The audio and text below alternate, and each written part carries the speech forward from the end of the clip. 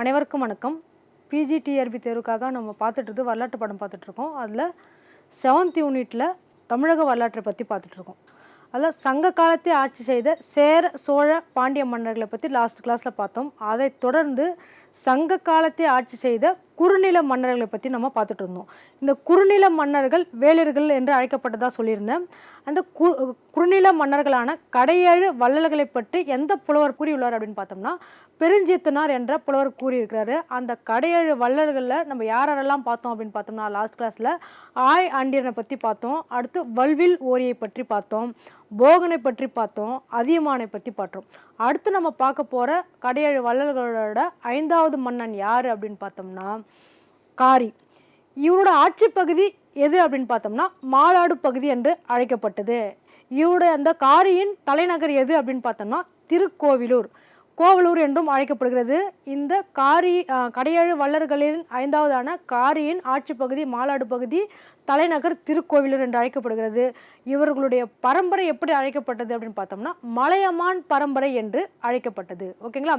இந்த காரியோட வேறு பெயர் என்ன வேறு எந்த பெயரில் அழைச்சாங்க, அவருடைய வேறு பெயர் என்ன அப்படின்னு பார்த்தோம்னா திருமுடிக்காரி தான் இவருடைய வேறு பெயர். காரி என்ற கருப்பு குதிரையின் மீது போர் தொடுத்தான். அதாவது காரி என்ற கருப்பு குதிரையின் மீது ஏறி இவன் போர் செய்தான் என்றும் கூறப்படுகிறது. வல்வில் ஓரியை தோற்கடித்தான் என்றும் கூறப்படுகிறது. சேரன் மாந்தரஞ்சேரல் இரும்போரையை தோற்கடித்தான் என்றும் கூறப்படுகிறது. இந்த காரி என்ற கடையேழு வள்ளல்கள் என்ற குறுநில மன்னர்களில் ஒருவரான காரி என்பவன் எந்தெந்த போரிலெல்லாம் ஈடுபட்டான் அப்படின்னு பார்த்தோம்னா, இவர் வல்வில் ஓரியை தோற்கடித்தான், சேரம் மன்னனான மாந்தரஞ்சேரல் இரும்பொறையை தோற்கடித்தான். அது மட்டுமல்லாமல் சோழன் கிள்ளி வளவனை தோற்கடித்து அவன் மகன்களை யானை காலிலிட்டு கொல்ல முயற்சி செய்தவன் தான் இந்த திருமுடிக்காரி என்றும் கூறப்படுகிறது. அடுத்து அவரை தொடர்ந்து நம்ம பார்க்க போகிற குறுநில மன்னன், அதாவது கடையேழு வள்ளல்களில் ஒருவரான மன்னன் யார் அப்படின்னு பார்த்தோம்னா பாரி. இவரோட ஆட்சி பகுதி எது அப்படின்னு பார்த்தோம்னா பாண்டிய நாட்டு பரம்பு மலை தான் இந்த பாரியோட ஆட்சி பகுதி. இது தற்போது எப்படி அழைக்கிறாங்க அப்படின்னு பார்த்தோம்னா, இது ராமநாதபுரத்தில் உள்ள பிரான் மலை என்றும் அழைக்கப்படுகிறது. அதாவது பாரி ஆட்சி செய்த பகுதி பாண்டிய நாட்டில் உள்ள பரம்பு மலை பகுதி என்று அழைக்கப்பட்டது.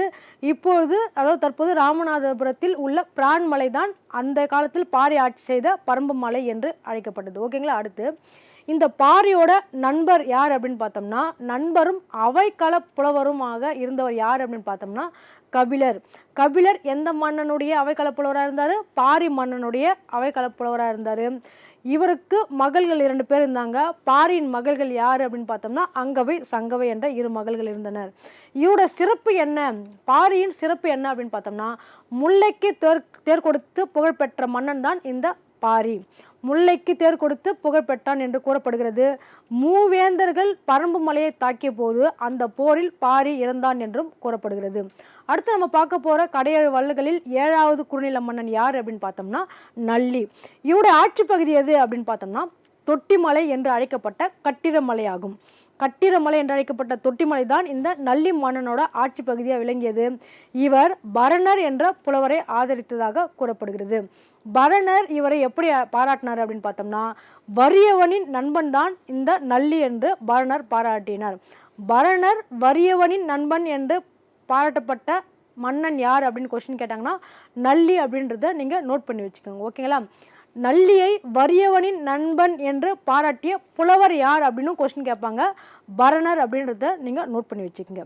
இவன் சேர மன்னர்களுக்கு கப்பம் கட்டி ஆட்சி செய்தான் என்றும் கூறப்படுகிறது. ஓகேங்களா? இது வரைக்கும் சங்க காலத்தை ஆட்சி செய்த சேர மன்னர்களை விளக்கமாக பார்த்துட்டோம், சோழ மன்னர்களை விளக்கமாக பார்த்துட்டோம், பாண்டிய மன்னர்களை விளக்கமாக பார்த்துட்டோம். சங்க காலத்தை ஆட்சி செய்த குறுநில மன்னர்களான வேளிர் மன்னர்களான கடையேழு வள்ளல்களை பற்றி நம்ம விளக்கமாக பார்த்தாச்சு. அது மட்டும் இல்லாமல் இவர்கள் மட்டும் இல்லாமல் பிற வள்ளல்கள் இவர்கள் மட்டும்தான் ஆட்சி செஞ்சாங்களா அப்படின்னு பார்த்தோம்னா பிற வள்ளல் மன்னர்களும் ஆட்சி செஞ்சாங்க. அந்த மன்னர்கள் யார், அவர்கள் ஆட்சி செய்த நாடு எது, அதாவது அந்த வள்ளல்கள் யார், கடையேழு வள்ளல்களையும் தவிர்த்து ஆட்சி செய்த வள்ளல்கள் யார், அவர்கள் ஆட்சி செய்த நாடு எது அப்படின்றத முக்கியமானவர்களை பற்றி இப்போ நம்ம பார்க்க போகிறோம். அதாவது மாமல்லபுரம், ஓய்மா நாடு என்று அழைக்கப்பட்ட மாமல்லபுரத்தை ஆட்சி செய்த வள்ளல் யார் அப்படின்னு பார்த்தோம்னா நல்லியக்கோடான். ஓகேங்களா? அடுத்து நாஞ்சியல் நாடு என்று அழைக்கப்பட்ட நாஞ்சியல் நாட்டை ஆட்சி செய்த வள்ளல் யார் அப்படின்னு பார்த்தோம்னா பொருணன் என்ற மன்னன் தான் இந்த நாஞ்சில் நாட்டை ஆட்சி செய்த வள்ளலாக கூறப்படுகிறான். அடுத்து காஞ்சி நாடு என்று அழைக்கப்பட்ட, அதாவது காஞ்சி நாட்டை ஆட்சி செய்த வள்ளல் யார் அப்படின்னு பார்த்தோம்னா தொண்டைமான் இளந்திரையன் தான் இந்த காஞ்சி நாட்டை ஆட்சி செய்த வள்ளல்கள். ஓகேங்களா. அடுத்து பொதியமலை என்ற நாட்டை ஆட்சி செய்த மன்னன் யார் அப்படின்னு பார்த்தோம்னா பாண்டிய மாறன். பல்குன்ற கோட்டம், மலைகடுபடாம் என்று அழைக்கப்பட்ட பல்குன்ற கோட்டம் என்ற நாட்டை ஆட்சி செஞ்ச மன்னன் யார் அப்படின்னு பார்த்தோம்னா நன்னன். ஓகேங்களா. இது வரைக்கும் சங்க காலத்தை ஆட்சி செய்த மன்னர்கள் யாருன்றத விளக்கமாக பார்த்தாச்சு. அடுத்து நம்ம பார்க்க போகிற தலைப்பு என்ன அப்படின்னு பார்த்தோம்னா சங்க கால ஆட்சி முறை எப்படி இருந்தது அப்படின்றத பற்றி தான் இப்போ நம்ம பார்க்க போகிறோம். ஓகேங்களா. இந்த சங்க கால ஆட்சி முறை, அதில் முதலாவதாக நம்ம பார்க்க போகிறது அரசவை. சங்க காலத்து ஆட்சி முறையில் அரசவை எப்படி இருந்தது அப்படின்றத பற்றி பார்க்க போகிறோம். அவை, மன்றம், ஒழுக்கம், இருக்கை, வேட்டவை என்று அரசவை பல்வேறு பெயர்களாக அழைக்கப்பட்டது. அரசவை எப்படியெல்லாம் அழைச்சாங்க?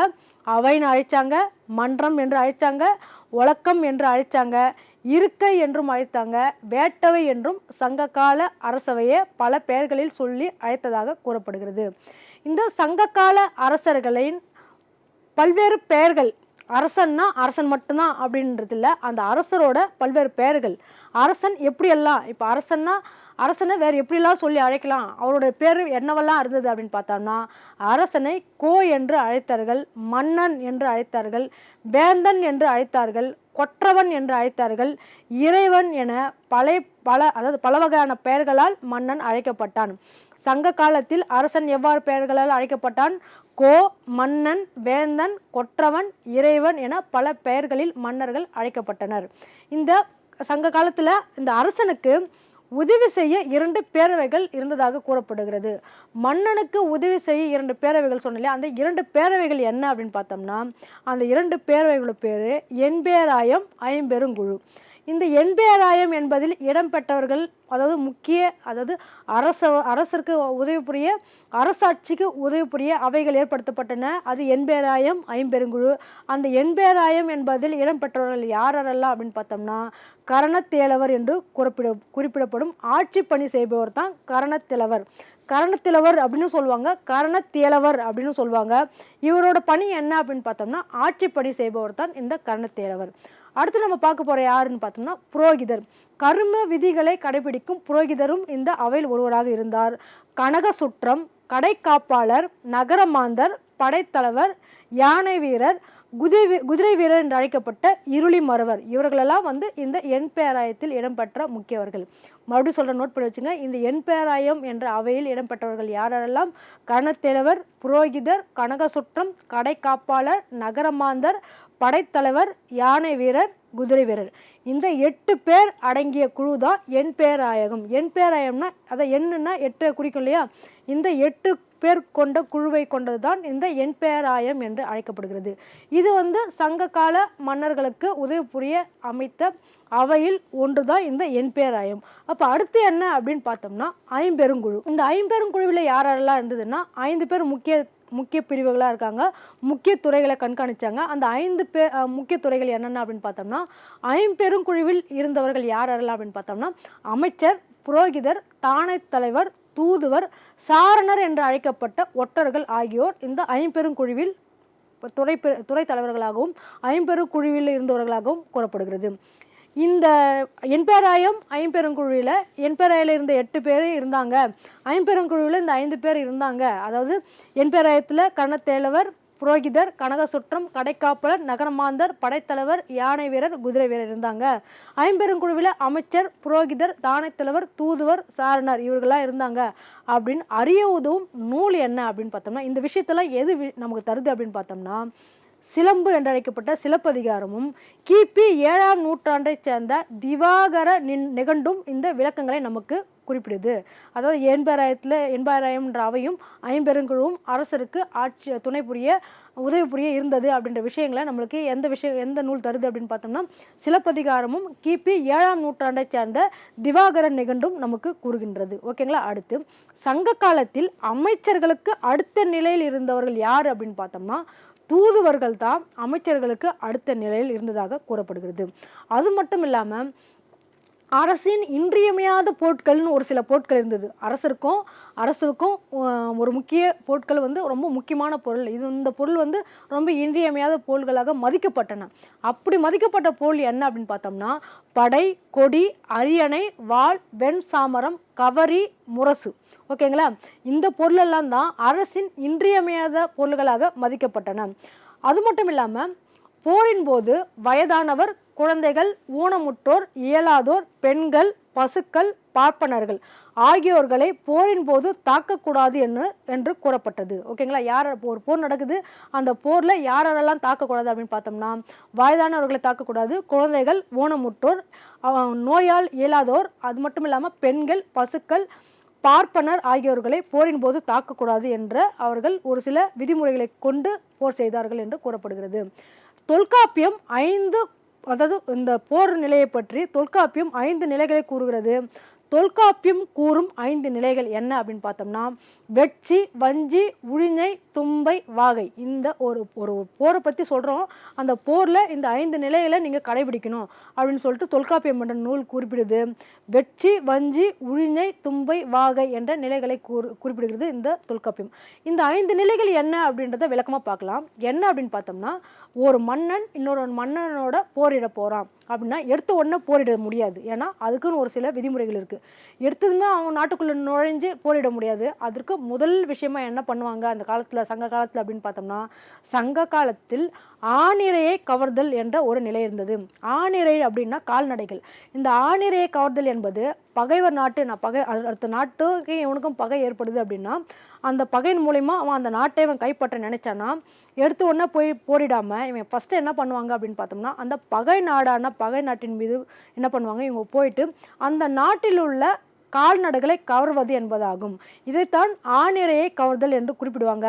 அந்த ஆணிரை கவர செல்லும் போது, அதாவது ஆணிரை கவர்வோர் அந்த நாட்டுக்கு போயிட்டு ஆணிரை கவரும் போது வெற்றி மலரை அணிந்த மாலைகளை சூடிக்கொண்டு தான் இவங்க என்ன பண்ணுவாங்க, அந்த ஆணிரையை கவர்ந்து போவாங்க. அதனால்தான் வெற்றி என்று அழைக்கப்பட்டது.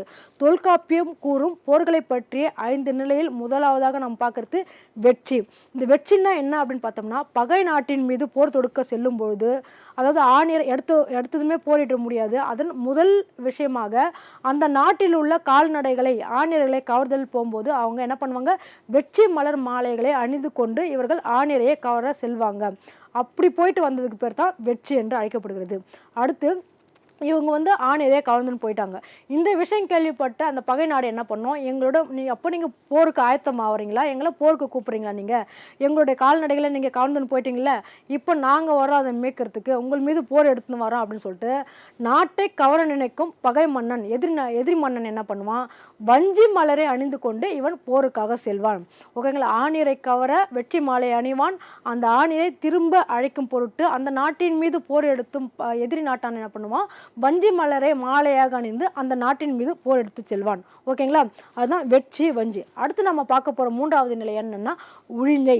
இந்த உழிஞை மலரை யார் அணிவாங்க அப்படின்னு பார்த்தோம்னா, எடுத்ததுமே நாட்டுக்குள்ளே போயிட முடியாதுல்ல. நாட்டை சுற்றி என்ன இருக்கும், கோட்டங்கள் இருக்கும். அந்த கோட்டைகள் இருக்கும். அந்த கோட்டையை முற்றுகையிட்டு தான் அவர்கள் அதை வெற்றி அடைந்த பிறகு தான் அவங்க உள்ளே போக முடியும். அந்த கோட்டையை முற்றுகையிடுவோர் உழிஞ்சி மலரை சூடி அணிந்து செல்வர். ஓகேங்களா? ஆணையை கவர்தலுக்கு வெற்றி மலை அணிவர். அதை கவர நினைக்கும் மன்னன் வஞ்சி மலரை அணிவான். கோட்டையை முற்றுகையிடுவோர் உழிஞ்சை மலரை அழிவர். ஓகேங்களா? அடுத்து கோட்டையை முற்றுகையிட்டாங்க. முற்றுகையை தகர்த்து எறிஞ்சு போய் கோட்டையை முற்றிடும் போது அந்த முற்றுகையை தகர்த்து எறிந்தவர் எந்த மாலையை சூடுவார்னா தும்பை மலரே சூடுவர். ஓகேங்களா? சரி, ஓகே, சண்டை நடக்குது, கோட்டையை தகர்த்து எரிஞ்சாச்சு. அந்த போர்க்காலத்தில் இந்த 2 மன்னர்களை ஏதோ ஒரு மன்னன் வெற்றி அடைஞ்சிட்டான். அந்த வெற்றி அடைந்த மன்னன் சூடும் மலர் தான் வாகை மலரை அணிவான். ஓகேங்களா? இந்த 5 நிலைகளைத்தான் தொல்காப்பியர் தன்னுடைய தொல்காப்பியம் என்ற நூலில் இந்த 5 நிலைகளை வைத்துள்ளார். ஓகேங்களா? ஒரு போருன்னு நம்ம ஈஸியாக சொல்லிடுறோம். அந்த போரை எந்தெந்த அழகாக எவ்வளோ அழகாக பிரித்து வச்சுருக்காங்க பார்த்தியா? அதுதான் வெற்றி, வஞ்சி, உழிஞை, தும்பை, வாகை. ஓகேங்களா? ஆணிரை கவுரு வெற்றி மாலை அணிந்தனர். நாட்டை கவர நினைக்கும் மன்னன் வஞ்சி மலரை அணிந்தான். கோட்டையை முற்றுகையிடுவோர் உழிஞ்சை மலரை அணிந்தான். கோட்டையை தகர்த்தெறிந்தவன் தும்பை மலரை அணிந்தான். போர்க்களத்தில் வெற்றி பெற்றோர் வாகை மாலையை அணிந்தனர் என்று குறிப்பிடப்படுகிறது. ஓகேங்களா? அது மட்டும் இல்லாமல் போரில் சில விதிமுறைகள் இருக்குது அப்படின்னு சொன்னேன் இல்லையா. ஒரு நாட்டை கவர நினைத்து போரில் ஈடுபடுவது வெற்றி போர் என்று அழைக்கப்பட்டது. ஓகேங்களா. எனக்கு இந்த நாடு பத்தலை, இன்னொரு நாட்டை நான் போரின் மூலயமா சென்று அந்த நாட்டையும் தன்னோட நாட்டின் மூலமா இணைச்சிக்கணும் அப்படின்னு நினைச்சு அந்த போரில் ஈடுபடுறதோட பேர் என்ன? வெற்றி போர் என்று அழைக்கப்பட்டது. அது மட்டும் இல்லை, இப்போ 2 மன்னர்களுக்கும் பகை இருக்குது. அந்த மன்னனை எப்படியாவது பழி வாங்கிடணும், அவனை அடக்கி தன்னோட ஆதிக்கத்தின் கீழ் கொண்டு வரணும் அப்படின்னு நினச்ச போர். அந்த போர் எப்படி அழைக்கப்பட்டது அப்படின்னு பார்த்தோம்னா வாகை போர் என்று அழைக்கப்பட்டது. போரில் இத்தனை பிரிவு இருக்குது. சங்க காலத்தில் தமிழ் மன்னர்களோட போரில் இந்த மாதிரியான பிரிவுகளாக இருந்தது. இப்போது இந்திய போர்கள் பற்றி பார்க்கும்போது இவ்வளோ நுணுக்கங்களும் இவ்வளோ விஷயங்களாம் நம்ம சொல்லியிருக்க மாட்டாங்க. இந்த தமிழகத்தை பற்றி பார்க்கும்போது தமிழகத்தை ஆண்ட மன்னர்கள் ஒரு போரில் கூட எத்தனை விதிமுறைகளை வச்சுருக்காங்க. ரொம்ப முடியாதவங்கள போரின் போது அவங்கள எந்த விதமான அசௌகரியம் ஏற்படக்கூடாது, எடுத்ததுமே போரிடக்கூடாது. இந்த மாதிரி 1 by 1 தான் போரிட போனோம். அதே மாதிரி போரில் 2 வகையாக பிரித்தாங்க.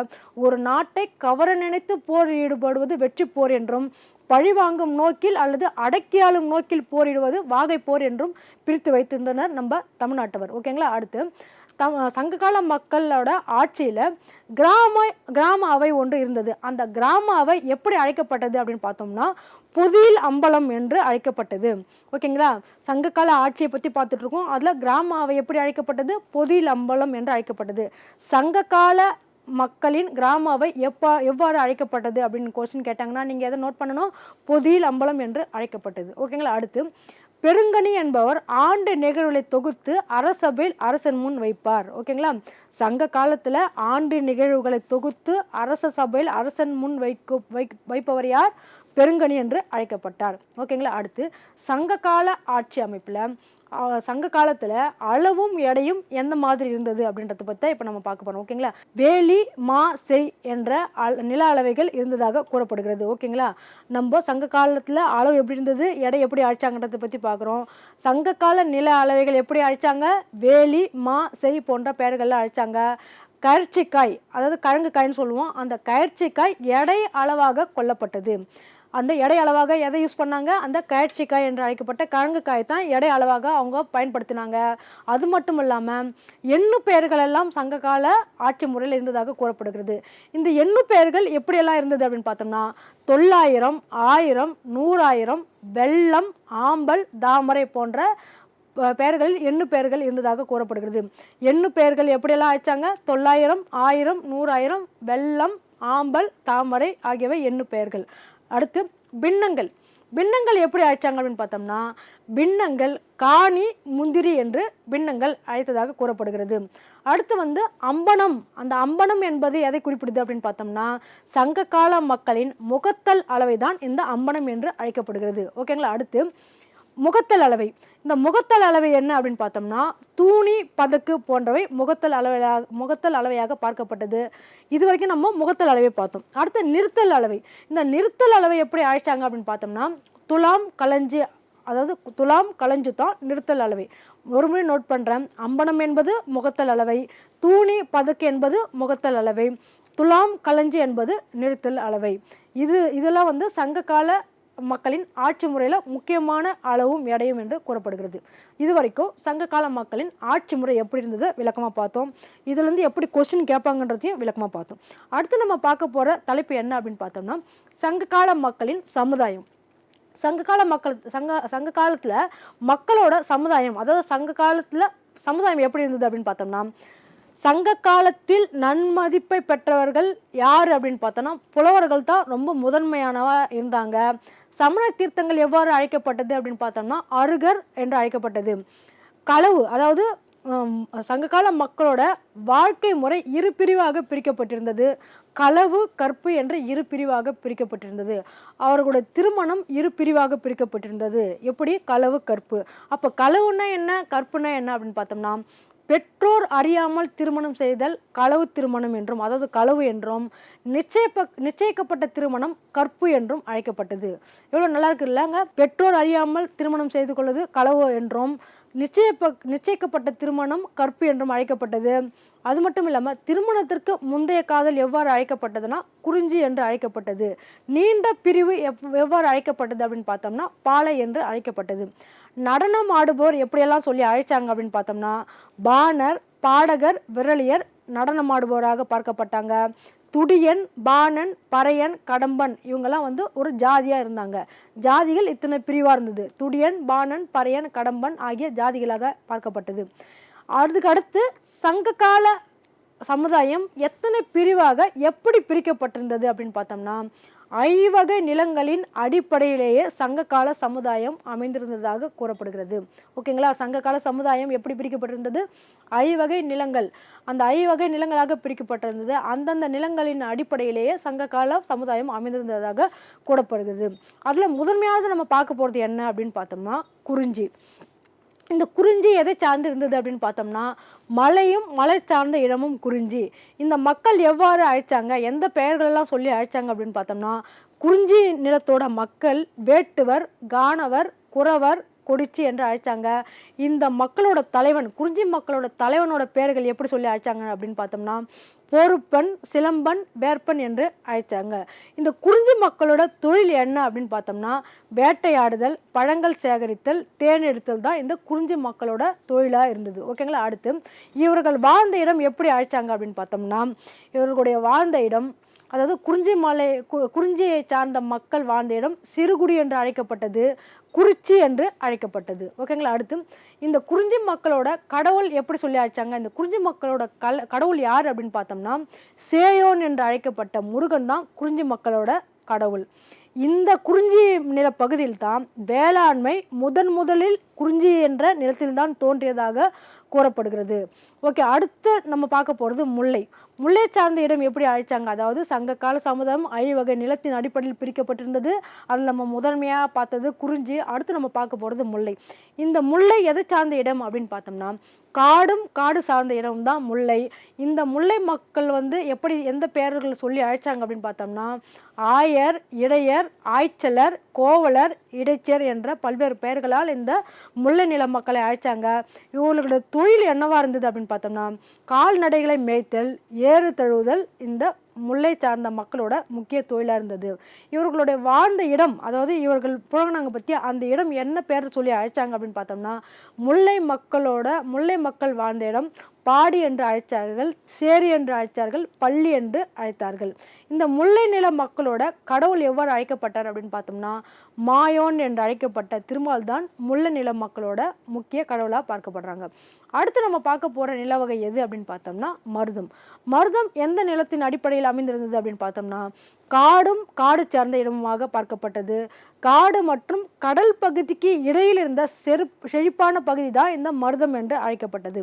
காடு சார்ந்த இடமும், அது மட்டும் இல்லாமல் காட்டுக்கும் காடு மற்றும் கடல் பகுதிக்கு இடையில் இருந்த செழிப்பான இடம் தான் இந்த மருதம் என்று அழைக்கப்பட்டது. அதாவது இது எப்படி அப்படின்னு பார்த்தோம்னா வயல் சார்ந்த இடமும் தான் மருதம் என்று அழைக்கப்பட்டது. ஓகேங்களா? அந்த காடு மற்றும் கடல் பகுதிக்கு இடையில் செழிப்பான பகுதியில் தான் நம்ம வேளாண்மை பயிரிட முடியும், அதாவது விவசாயம் பண்ண முடியலையா, அந்த விஷயம்தான் இந்த வயல் சார்ந்த இடமும். இந்த மக்கள் என்னெல்லாம் பேர் சொல்லி அழைச்சாங்க அப்படின்னு பார்த்தோம்னா உழவர், உழத்தியர், கடையர், கடைச்சியர், கலமர் என்று அழைத்தனர்.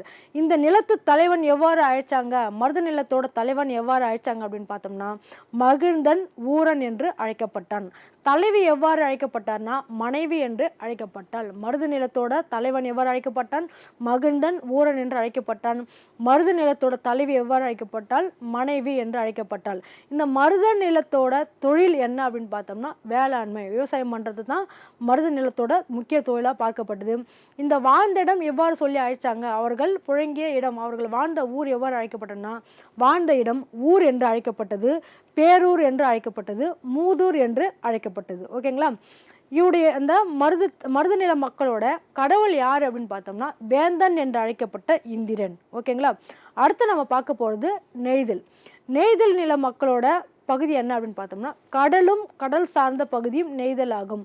இவருடைய மக்கள் எவ்வாறு எந்தெந்த பெயர்களில் அழைச்சாங்க அப்படின்னு பார்த்தோம்னா பரதவர், வலைஞர், மீனவர், நுழையர். ஓகேங்களா? இந்த நெய்தல் நில மக்களோட தலைவர்கள் இருக்காங்க இல்லையா, அந்த தலைவன் எவ்வாறு அழைக்கப்பட்டான் அப்படின்னு பார்த்தோம்னா சேர்ப்பன், புலம்பன், கொண்கள், துறைவன் என்று அழைக்கப்பட்டான். இந்த நெய்தல் நில மக்களோட முக்கிய தொழிலாக நம்ம என்ன பார்க்குறோம் அப்படின்னு பார்த்தோம்னா, இவர்களுடைய முக்கிய தொழில் மீன் பிடித்தல் ஆகும். இவர்கள் வாழ்ந்த இடம் எவ்வாறு அழைக்கப்பட்டது அப்படின்னு பார்த்தோம்னா, பாக்கம், குப்பம், பட்டினம் என்று அழைக்கப்பட்டது. அதாவது மீன்பிடி தொழிலில் ஈடுபட்ட கடலும் கடல் சார்ந்த பகுதியும் தான் நெய்தல். அவர்கள் தொழில் மீன் பிடித்தல். அவர்கள் வாழ்ந்த இடம் எது? பாக்கம், அதாவது பட்டினப்பாக்கம் அப்படின்னு சொல்லுவோம்ல, குப்பம், அடுத்து பட்டினம் என்று அழைக்கப்பட்டது. இந்த நெய்தல் நில மக்களோட முக்கிய கடவுள் யார் அப்படின்னு பார்த்தோம்னா, இவர்கள் வணங்கிய கடவுள் வருணன் என்று அழைக்கப்பட்டது. அடுத்து நம்ம பார்க்க போகிற ஐவகை நிலங்களில் அது ஐவகை நிலங்களில் அடிப்படையில் தான் சங்ககால மக்களின் சமுதாயம் அமைந்திருந்தது அப்படின்னு பார்த்தோம். அதனால் நம்ம 5வதாக பார்க்க போகிறது பாலை. இந்த பாலை எதை முன்னிறுத்துது அப்படின்னு பார்த்தோம்னா, குறிஞ்சியும் முல்லையும் முறைமையால் திரிந்து பாலை என்றொரு வடிவம் கண்டது. இந்த மக்கள் எப்படி அழைச்சாங்க அப்படின்னு பார்த்தோம்னா, பாலைநில மக்கள் எயினர், மறவர், வேட்டுவர், மீளி, விடலை, எயிற்றி என்று அழைத்தனர். அது மட்டும் இல்லாமல் இவர்கள் வழிப்பறி செய்து வாழ்ந்ததால் ஆறலை கல்வர் என்றும் அழைக்கப்பட்டனர். ஓகேங்களா? இந்த பால்நில மக்கள் எவ்வாறு அழைச்சாங்க? எயினர், மறவர், வேட்டுவர், மீளி, விடலை, ஏற்று என்று அழைத்தனர்கள். இவர்கள் வழிப்பறி செய்து, அதாவது கொள்ளை தொழிலில் ஈடுபட்டதால் இவர்கள் ஆறலை கல்வர், கள்ளத் தொழிலில் ஈடுபட்டதால் ஆறலை கல்வர் என்றும் இவர்கள் அழைக்கப்பட்டனர். இந்த பாலைநில மக்களோட பாலைநில பெண்களை எவ்வாறு அழைச்சாங்க அப்படின்னு பார்த்தோம்னா, எயிற்றியர், மரத்தியர் என்று அழைக்கப்பட்டனர். இவர்கள் தொழில் என்னவா இருந்ததுன்னா, வழிப்பறி செய்தல், கள்ள தொழிலில் ஈடுபடுதல் என்று கூறப்படுகிறது. இந்த பாலைநில மக்களோட கடவுள் யார் அப்படின்னு பார்த்தோம்னா, கொற்றவை, துர்கை, காளி என்று அழைத்தனர். ஓகேங்களா?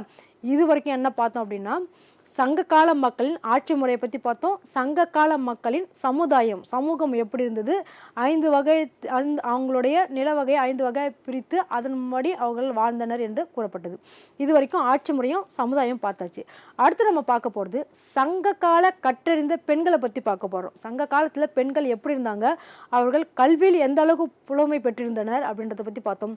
சங்க காலத்தில் கற்றறிந்த பெண்கள் யாரெல்லாம் அப்படின்னு பார்த்தோம்னா, நற்செல்லையார், நன்முல்லையார், ஆதிமந்தியார், நப்பசலையார், முடத்தாம கன்னியார், பொன்முடியார், காக்கைப்பாடினியார், இவர்களெல்லாம் முக்கிய அந்த சங்க காலத்தில் கல்வியில் சிறந்து விளங்கிய பெண்களாக பார்க்கப்படுகின்றனர். சங்க காலத்தில் கற்றறிந்த பெண்களில் முக்கியமானவர்கள் யார்? நற்செல்லையார், நன்முல்லையார், ஆதிமந்தியார், நப்பசலையார், முடத்தாம கன்னியார், பொன்முடியார், காக்கைப்பாடினியார். இந்த மரக்குல மகளிர் எந்த பெயர்களில் அழைச்சாங்க அப்படின்னு பார்த்தோம்னா, இந்த மரக்குல மகளிர் மூதின் மகளிர் என்று அழைத்தனர். அறிவில் சிறந்தவர்கள் மூதின் மகளிர் என்று மரக்குல மகளிர் அழைத்தனர். அது மட்டும் இல்லாமல் சங்க காலத்தில் தாலி கட்டும் வழக்கம் சங்க காலத்தில் இல்லை என்று கூறப்படுகிறது. அது மட்டும் இல்லாமல் சிலம்பு கழி நோன்பு என்பது சங்க காலத்தில் திருமணத்தின் போது நடைபெற்ற ஒரு சடங்கிற்கு சிலம்பு கழி நோன்பு என்று பெயர். ஓகேங்களா? இது வரைக்கும் நம்ம சங்க காலத்தில் ஆட்சி முறை, அப்புறம் சங்க காலத்தின் சமூகம், சங்க காலத்தில் கற்றறிந்த பெண்களை பற்றி, எந்தெந்த அறிவில் சிறந்த கல்வியில் தேர்ச்சி பெற்ற பெண்கள் யாரெல்லாம் இருந்தாங்கிறத பற்றி பார்த்தோம். அடுத்து நம்ம பார்க்க போகிற முக்கியமான டாபிக் என்ன அப்படின்னு பார்த்தோம்னா, சங்க காலத்தில் பொருளாதாரம். சங்க காலத்தில் பொருளாதாரம் எந்த முறையில் இருந்தது, எப்படி சிறப்பாக அமைந்திருந்ததுன்றதை பற்றி பார்க்க போகிறோம். சங்க காலத்தில் பொருளாதாரம் எப்படி இருந்ததுன்னா, கிழக்கு கடற்கரை துறைமுகம் எதெல்லாம் அப்படின்னு பார்த்தோம்னா, சங்க கால பொருளாதாரத்தை பற்றி நம்ம பார்த்துட்ருக்கோம்.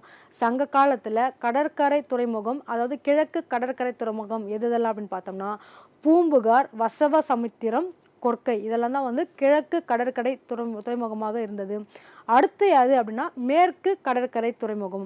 சங்க காலத்தில் மேற்கு கடற்கரை துறைமுகம் எதுவாக இருந்தது அப்படின்னு பார்த்தோம்னா, முசிறி என்று அழைக்கப்பட்ட காரங்கனூர், தொண்டி, இதெல்லாம் மேற்கு கடற்கரை துறைமுகமாக இருந்தது. அடுத்து வாணிக பரிவர்த்தனை எப்படி இருந்தது, சங்க காலத்தில் பொருளாதாரத்தை பற்றி பார்த்துருக்கோம். அந்த பொருளாதார முறையில் சங்ககால மக்களின் வாணிக பரிவர்த்தனை எப்படி இருந்தது அப்படின்னு பார்த்தோம்னா, பண்டமாற்று முறையில் தான் அவர்கள் வாணிகம் செய்தனர். ஓகேங்களா? இந்த பண்டமாற்று முறை, அதாவது நீங்கள் அரிசி கொடுங்க, நாங்கள் முத்து கொடுக்குறோம், அந்த மாதிரி அந்த ஒரு பொருள், அரிசிக்கு பதில் உப்பு, உப்புக்கு பதில் ஒரு பொருள் கொடுத்து இன்னொரு பொருள் வாங்குறது, காசு பணம்லாம் கிடையாது, பொருள்களை பண்டமாற்று முறையில் தான் இவங்க வாணிகம் செஞ்சனர். ஓகேங்களா? அந்த சங்க காலத்தில் வரி எப்படி இருந்தது அப்படின்னு பார்த்தோம்னா, நிலவரியே முக்கிய வரியாக இருந்தது. நிலவரி காரை என்றும் அழைக்கப்பட்டது. அந்த சங்ககால மக்களோட வரி முதன்மையான வரி, முக்கிய வரி எது? நிலவரி தான். அந்த நிலவரி எந்த பெயர்களில் அழைக்கப்பட்டது? காரை என்று அழைக்கப்பட்டது. இந்த நிலவரி எதன் அடிப்படையில் பிரிச்சாங்க வாங்கினாங்க, அதாவது பெற்றாங்க அப்படின்னு பார்த்தோம்னா, நிலவரி 6ல் 1 பங்கு ஆகும். ஓகேங்களா? அது மட்டும் இல்லாமல் கப்பம், திரை, சுங்கம் வெளிநாட்டு வணிக வரியாக கூறப்பட்டது. வெளிநாட்டு வணிக வரி எப்படி அழைச்சாங்க? கப்பம், திரை, சுங்கம் என்று அழைச்சாங்க. வேளாண்மைக்கு அடுத்த குறிப்பிடும்படியான தொழில் எது அப்படின்னு பார்த்தோம்னா, சங்க காலத்தில் நெசவு தொழில். அதாவது நெசவு தொழில் வேளாண்மைக்கு விவசாயத்துக்கு அடுத்தபடியான தொழிலாக இந்த நெசவு தொழில் இருந்ததாக கூறப்படுது. அது மட்டும் இல்லாமல் வருவாய்த்துறையை கவனித்து கொண்டோர் எப்படி அழைச்சாங்க அப்படின்னு பார்த்தோம்னா, காவிதி என்று அழைத்தார்கள். சங்ககால பொருளாதாரத்தில் வருவாய்த்துறையை கவனித்து கொண்டோர் எப்படி அழைச்சாங்க அப்படின்னு கொஸ்டின் கேட்டாங்கன்னா, காவிதி அப்படின்றத நீங்கள் நோட் பண்ணி வச்சுங்க. தானியத்தை கடனாக பெற்று அதே தானியத்தை திருப்பி தரும் முறைக்கு பேர் குறி எதிர்ப்பு முறை என்று அழைச்சாங்க. ஓகேங்களா? ஒரு தானியத்தை கடனாக கொடுத்துட்றாங்க, அதே தானியத்தை அவங்க திருப்பி வாங்குறது பேர் என்ன? குறி எதிர்ப்பு முறை என்று அழைக்கப்பட்டது. வாணிகர்கள் கூட்டமாக வாணிகம் செய்தனர். ஓகேங்களா? தனித்தனியாக தனிநபராக போயிட்டு வாணிகம் செய்யாமல் வணிகர்கள் ஒன்று கூடி கூட்டமாக சென்று வாணிகம் செய்தனர் என்று கூறப்படுகிறது. அந்த கூட்டமாக சென்று வாணிகம் செய்வதற்கு அந்த கூட்டத்திற்கு என்ன பேர் அப்படின்னு பார்த்தோம்னா, வாணிக சாத்து. ஓகேங்களா? தனிநபராக போயிட்டு வாணிகம் செய்யாமல் கூட்டமாக சென்று வாணிகம் செய்வதற்கோட பேர் என்ன? வாணிக சாத்து என்று அழைக்கப்பட்டது. வாணிகர்களுக்கு, அதாவது வணிகர்களுக்கு வழங்கப்பட்ட முக்கிய விருதுகள் என்ன அப்படின்னு பார்த்தோம்னா, எட்டி காவிதி என்று அழைச்சாங்க. ஓகேங்களா? அந்த சங்க காலத்தில் வாணிகர்களுக்கு வழங்கப்பட்ட முக்கிய விருதுகள் என்ன? எட்டி காவிதி என்பதாகும். சங்ககால வாணிக முறையை பற்றி அறிய உதவும் இலக்கியம் என்ன அப்படின்னு பார்த்தோம்னா, பட்டினைப்பாலை தான் சங்ககால வாணிக முறையை பற்றி அறிய உதவும் முக்கிய இலக்கியமாக பார்க்கப்படுது. ஓகேங்களா? சரி, சங்ககால கடைகள் எப்படி ஆச்சாங்க அப்படின்னு பார்த்தோம்னா, சங்ககால கடைகள் நாலங்காடி, அல்லங்காடி என்று அழைச்சாங்க. இந்த நாலங்காடி அப்படின்றது என்ன அப்படின்னா, பகல் நேர கடை தான் நாலங்காடி. அல்லங்காடி என்பது இரவு நேர கடைகள் என்று அழைச்சாங்க. சங்ககால கடைகள் எப்படி இரு பிரிவுகளாக பிரிச்சிருந்தது? நாலங்காடி, அல்லங்காடி. நாலங்காடி என்பது பகல் நேர கடையாகும், அல்லங்காடி என்பது இரவு நேர கடைகளாகும். அரேபியர்கள் முசிறி என்ற இடத்தில் வாணிகம் செய்தனர். அதாவது அயல் நாட்டு உறவும் நடைபெற்றது சங்க காலத்தில். அப்படி பார்க்க போனோம்னா அரேபியர்கள் எந்த இடத்துல வாணிகம் செஞ்சாங்க? தமிழ்நாட்டில் முசிறி என்ற இடத்துல தான் இவங்க வாணிபம் செஞ்சாங்க கூறப்படுது. இதுவரைக்கும் நம்ம சங்ககால மக்களின் சமூக பொருளாதார விஷயங்களை பற்றி பார்த்துட்ருக்கோம். அதில் அவங்களோட ஆட்சி எப்படி இருந்தது பற்றி பார்த்தோம். அடுத்து அவர்களுடைய சமூகம் எதன் அடிப்படையில் அமர்ந்தது பற்றி பார்த்தோம். அடுத்து அவர்களுடைய பொருளாதாரம் எப்படி இருந்தது பற்றி பார்த்துட்ருக்கோம். இந்த சங்ககால மக்களின் பொருளாதாரத்தோட தொடர்ச்சியை நம்ம நெக்ஸ்ட் கிளாஸில் பார்க்கலாம். நன்றி, வணக்கம்.